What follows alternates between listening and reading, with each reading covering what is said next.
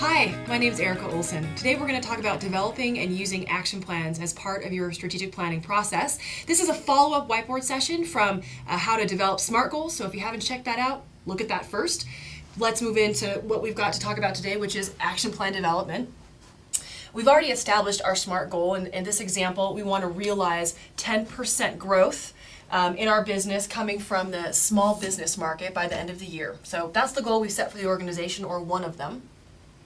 What do we need to do in order to make that goal happen? Set some action plans and some action items and figure out who's going to do them, how much it's going to cost, and when we're going to get them done. So let's look at that. A pretty simple action item to start making this goal happen might be to develop a marketing plan to figure out how we're going to target the small business market. Pretty specific, starts with a verb. We really know what we want done. We want a marketing plan. Who's going to do it? I'm going to assign this to Beth. What's important about the who, and this happens all the time, we want to have shared responsibilities for things. Maybe Beth and Jim are going to develop a marketing plan.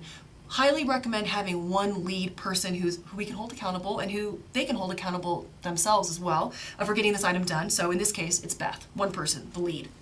When's she going to start this? Let's say we want to start at the beginning of the year, so beginning of 2010. We'd like to see the marketing plan completed by the end of the first quarter or the end of March. Resources, identifying how much money it's going to take to develop the marketing plan. In this case, we're going to say no dollars because Beth is the director of marketing and that's what she does. So it's just her time and we need to make sure she has the time to do that. But as far as hard dollars go that we need a budget for, none. Let's go back over here to priority. So assume, of course, there's quite a few more action items that come out of making this goal happen. We'd like to assign a priority for how important is this particular action item in the scheme of things. In this case, let's hypothetically say it's pretty high. We really need to get the plan in place in order to start seeing revenue generated from targeting this market. Other options, of course, might be medium or low. Great thing to use, especially when the team has a lot of different priorities going on. So let's fast forward. Let's assume that it's the middle of February and we've got this action plan in place and things are happening and we want to use the action plan to track how we're doing. A couple of things to use to figure out where we are against getting the marketing plan done. One is what % complete are we against the action item, and two, what's our status?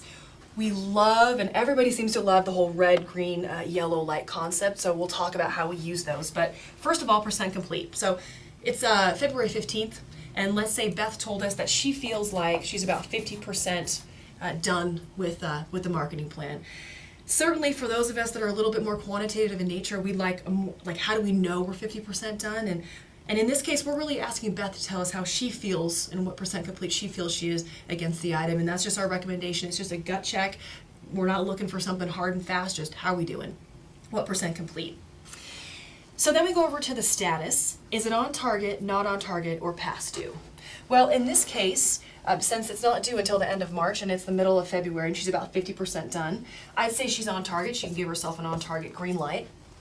If, let's say she was maybe 20% due and it's the middle of February, I would mark it as not on target. Just a lot of work to do to get that thing done by the end of March. And past due, of course, is if it was past March and the item wasn't done. So really quick, great way to see how we doing against, especially when there's tons of action items. So with that quick summary, we've got our goal and we're aligning our actions to accomplish this goal. We've got clear indication of priority, what we're really doing, who's doing it by when, and how much does it cost.